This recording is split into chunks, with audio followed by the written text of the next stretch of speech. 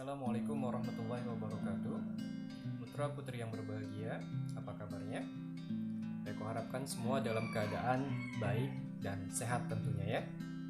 Sebelum kita mulai pelajaran pada pertemuan kali ini, Eko akan ingatkan kembali beberapa kewajiban yang kalian miliki selama proses belajar di rumah berlangsung.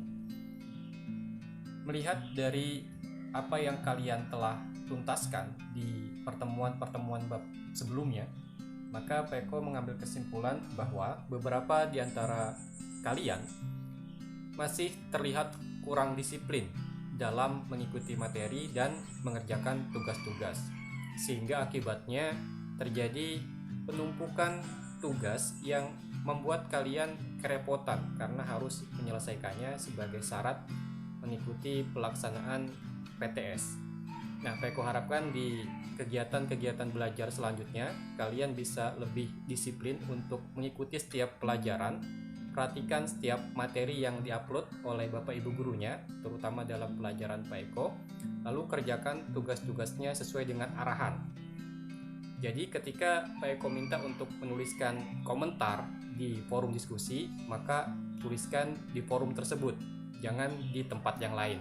Ketika Peko minta untuk menuliskan jawaban di kertas, lalu difoto dan diupload dalam menu submit, maka lakukan seperti yang Peko minta. Banyak sekali tugas-tugas yang kalian kirimkan tidak pada tempatnya, sehingga Peko kesulitan untuk memberikan nilai, sehingga pada akhirnya nilai kalian masih terlihat kosong walaupun sudah mengaku mengerjakan. Karena itu Peko harapkan selanjutnya hal seperti itu tidak terulang lagi. Baik, kemudian untuk proses belajar kita, Peko akan tampilkan penjelasan materi dari yang sudah Peko upload di pertemuan sebelumnya. Kalian simak baik-baik ya. Perubahan sosial budaya adalah perubahan pada unsur sosial dan kebudayaan di dalam masyarakat, baik itu bersifat material ataupun non-material. Banyak faktor yang dapat mendorong terjadinya perubahan pada masyarakat, baik itu ideologi, kebijakan pemerintah, maupun gerakan massal. Perubahan yang berdampak pada interaksi sosial normal dan unsur kebudayaan dikenal dengan istilah perubahan sosial budaya.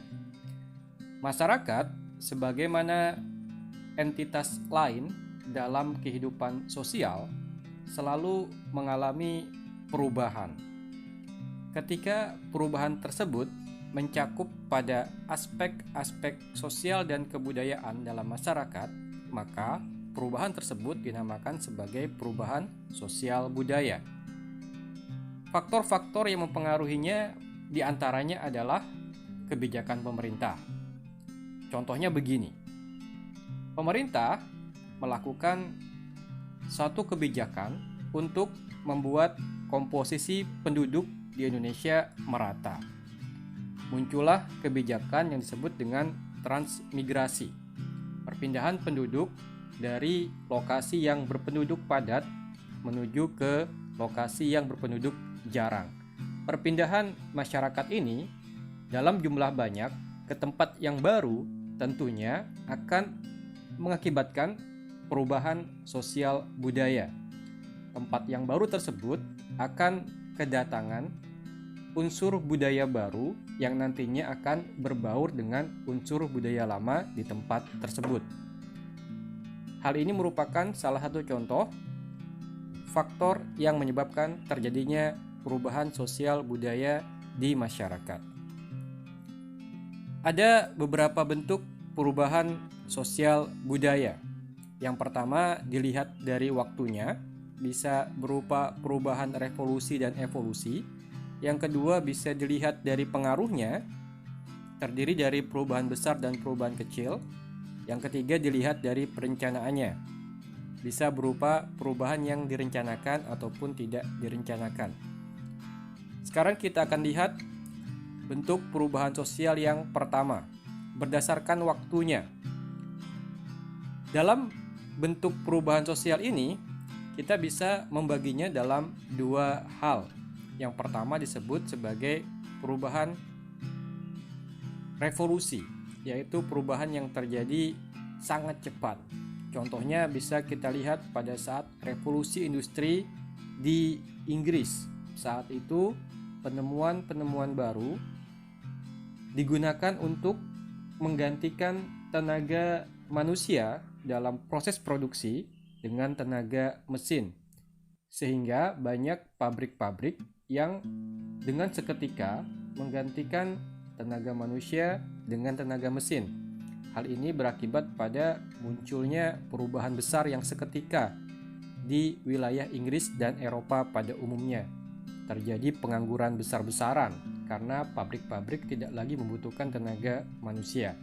Perubahan yang secepat itu dinamakan dengan perubahan yang bersifat revolusi. Ada pula perubahan evolusi yang terjadi dengan sangat lambat.